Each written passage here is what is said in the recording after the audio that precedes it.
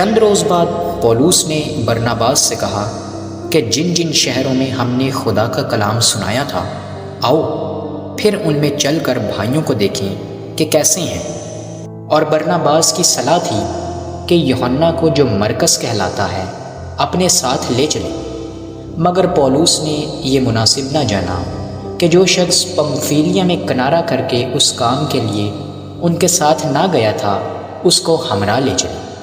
پس ان میں ایسی سخت تکرار ہوئی کہ ایک دوسرے سے جدا ہو گئے، اور برناباس مرکز کو لے کر جہاز پر کپرس کو روانہ ہوا۔ مگر پولوس نے سیلاس کو پسند کیا اور بھائیوں کی طرف سے خداوند کے فضل کے سپرد ہو کر روانہ ہوا، اور کلیسیاؤں کو مضبوط کرتا ہوا سوریا اور کلیکیا سے گزرا۔ آمین۔